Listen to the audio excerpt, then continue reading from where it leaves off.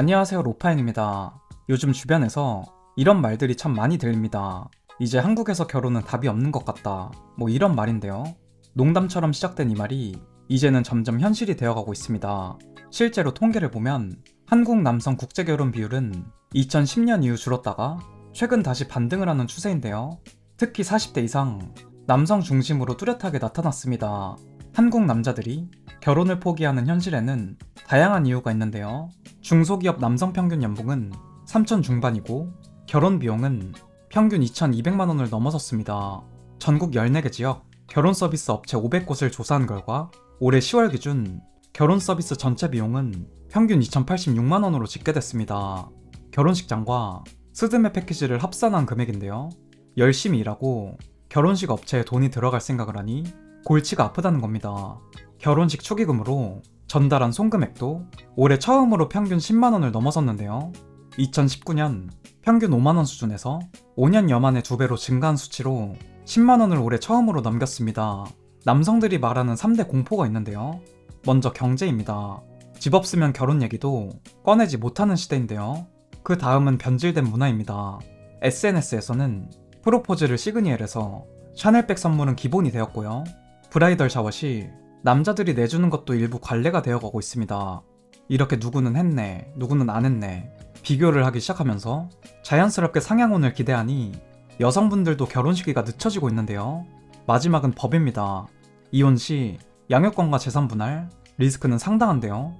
열심히 일해서 집도 마련하고 영끌 대출을 하는 도중 이혼을 하게 된다면 인생이 정말 피곤해집니다. 예전에는 남자가 패기만 있으면 된다 이런 말이 통했지만 이제는 어떤가요? 철저하게 등급으로 나눠진 사회입니다. 내가 착하고 긍정적이고 이런 모습보다 얼마를 벌고 얼마를 모았고 이런 부분이 크게 다가오는데요. 결국 한국 남성들은 국제 결혼을 찾고 있습니다. 한국보다 결혼과 진입장벽이 낮으니 외모와 나이 경쟁에서 우위에 있는데요. 집이나 차, 조건을 거의 안 보는 경우도 많아서 경제적인 부담이 적어졌습니다. 취업과 결혼에 지친 한국 남성들은 일본으로 떠나고 있는데요. 국가 데이터처에 따르면 2024년 한국 남성과 일본 여성의 국제 결혼은 1176쌍으로 전년 대비 40%가 증가하며 2015년 이후 최고치를 기록했습니다. 일본 취업 희망자 중 상당수는 일본인 연인을 이유로 들고 있는데요. 애초에 취업부터 결혼까지 한국에서는 답이 없다고 느끼는 겁니다. 적은 돈을 받더라도 가정 중심적인 미래를 꿈꾸며 떠나고 있는데요. 전문가들은 한국 사회에서 남성에게 요구되는 주거, 경제적인 부담이 큰 반면 외국은 결혼과 삶의 조건이 상대적으로 유연하다는 점이 많은 분들의 마음을 끌고 있다고 합니다. 한국에서도 다문화 가구는 지속적으로 증가했는데요. 울산 지역을 보니 5년 새 12.6%가 증가해 8천 가구에 육박합니다. 40대와 50대가 35%로 가장 많았는데요. 제조업 종사자가 과반수였으며 국제 결혼가정 학생도 증가했습니다. 교육 분야에서 전체 학생 수가 감소하는 가운데 국제 결혼가정 학생은 늘었는데요. 이렇게 국제 결혼이 증가하면서 고용 형태와 교육 등 여러 영역에서 새로운 흐름이 나타나고 있습니다. 전국을 보면 더 깜짝 놀라는 수치가 있는데요.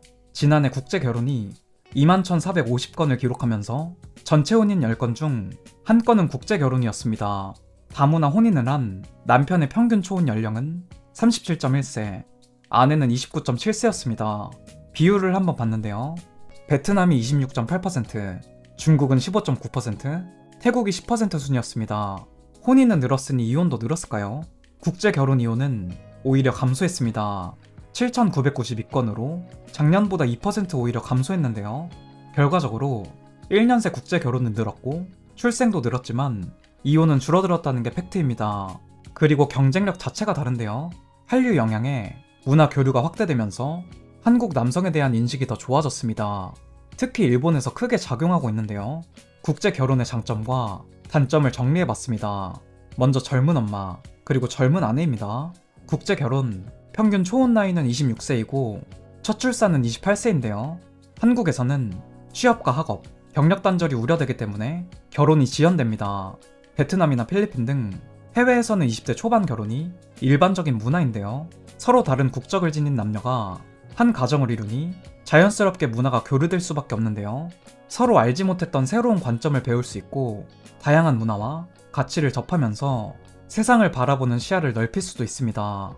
그리고 국가에서도 저출산 대책을 생각하며 국적과 소득에 상관없이 다양한 국가 지원 혜택을 제공하고 있는데요. 우선 분양권, 자녀 교육 지원 혜택까지 많은 부분이 준비되어 있습니다. 대한민국처럼 초경쟁 사회에서 다양한 언어를 자녀가 구사할 수 있는 능력이 부여된다면 상당한 메리트와 경쟁력인데요. 경험적 가치와 사고의 폭이 또래의 아이들보다 현저히 발달합니다. 그리고 가장 큰 장점이 바로 시어머니와 며느리 간에 고부 갈등이 없다는 건데요. 처가가 멀리 있다 보니 교류도 줄어들고 갈등이 생길 기회도 없는 겁니다. 하지만 단점도 많이 존재합니다. 노력을 하지 않는다면 말이 통하지 않아 서로의 진심을 알아차리기 어려워 다툼이 발생해도 쉽게 오해를 풀기 어려운데요. 외국인 이주민은 언어의 장벽에 의해 발생되는 사회적 차별과 한국 사회의 부작용도 하나의 문제가 됩니다. 꾸준한 언어 공부는 필수이고 더 적극적인 노력이 필요한데요. 그 다음으로는 장점이지만 단점인 문화 차이입니다. 종교와 식생활, 가치관 등 고유한 문화를 가지고 있는데 사랑으로 이겨내야 하는 큰 문제인 것 같습니다. 마지막으로 고립과 외로움 문제도 있는데요.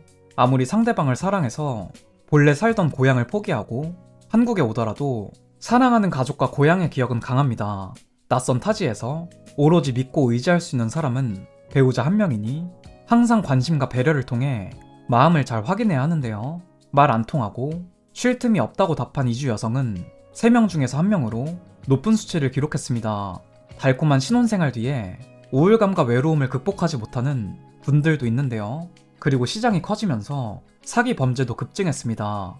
라오스 최고 아름다운 신부를 만나보라는 내용으로 유튜브 채널이 화제였는데요.